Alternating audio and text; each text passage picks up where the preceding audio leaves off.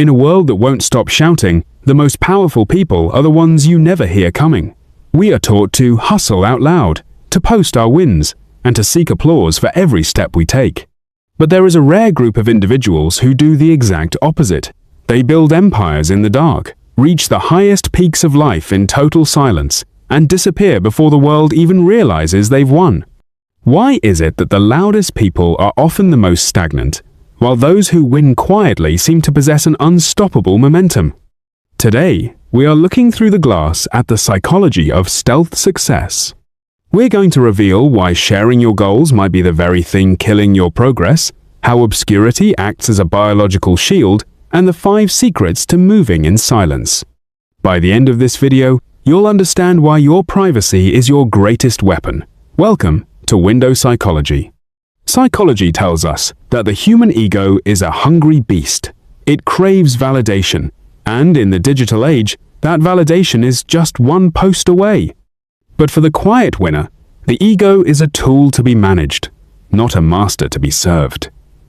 In this deep dive, we're exploring the neuroscience of internal versus external validation, the social sabotage effect, and why neural economy favors those who keep their mouths shut. We are moving beyond the surface of hustle culture into the deep waters of mental mastery. If you've ever felt like your progress stalls the moment you tell someone about it, this video is for you. Let's look through the window. The first thing we must understand is the biological reason why loud winners often lose. When you tell someone about a big goal like starting a business or losing weight, your brain receives a premature hit of dopamine. In your mind, you've already achieved the status associated with the goal because you've received the social reward of the announcement. This is known as the identity trap. Because your brain feels like the work is already done, your actual motivation to do the hard, boring, repetitive work drops significantly. The quiet winner knows this.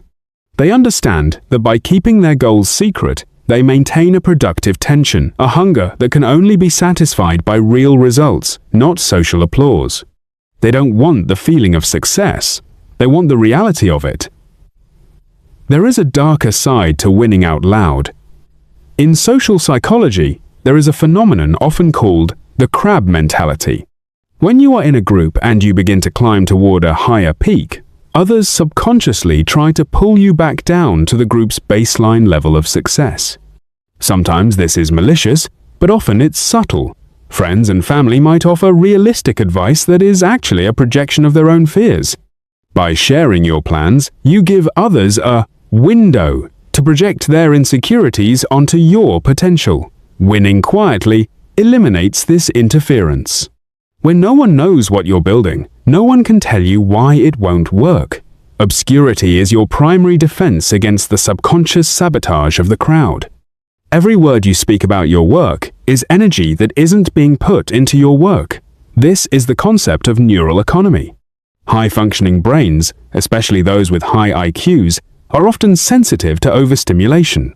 When you win quietly, you are practicing a form of metacognition, thinking about your own thinking. You aren't wasting mental cycles on managing your performative self or worrying about how your progress looks to others. Instead, all your processor power is dedicated to the task at hand. Like the blue mind state we've discussed, this internal silence creates a panoramic vision that allows you to see opportunities that loud people miss because they are too busy managing their public image. Quiet winners are almost always self-sufficient introverts. They have moved past the need for external validation. This is a rare form of emotional maturity where your core self is anchored in your own values rather than the status society assigns you. As we've explored before, many successful people reach the lonely peak only to realize their success feels empty because it was built for others. The quiet winner avoids this arrival fallacy. Because they win for themselves, the peace they find at the top is real. They aren't smart but unsuccessful because they haven't allowed their intelligence to become a cage of overthinking. They've turned it into an engine of silent action. So, how do you actually practice stealth success? It starts with strategic obscurity. 1. Stop the announcement high. Commit to finishing 50% of a goal before telling a single soul. 2. Use the 3-second silence. In groups, listen more than you speak. Let others reveal their hands while you keep yours hidden. 3. Find an internal anchor.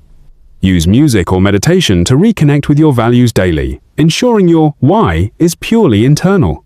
4. Work in the creative dark. Like the high IQ night owls, find times and spaces where you can build without the noise of social expectation. Winning quietly isn't about being secretive for the sake of it. It's about protecting the flicker of your potential until it becomes an unquenchable fire. The loudest person in the room is rarely the most powerful. True power is found in the depths, not on the surface. If this deep dive helped you realize why you've been stalling, hit that like button. It helps the algorithm find others who are ready to move in silence. I want to hear from you. Are you a quiet winner? Or are you struggling with the trap of external validation? Let's talk about it in the comments. And if you're ready to discover the rare form of smart that comes from pressure, make sure you're subscribed for our next video, 7 Signs You Have Traumatic Intelligence. Success is best served cold, quiet, and on your own terms.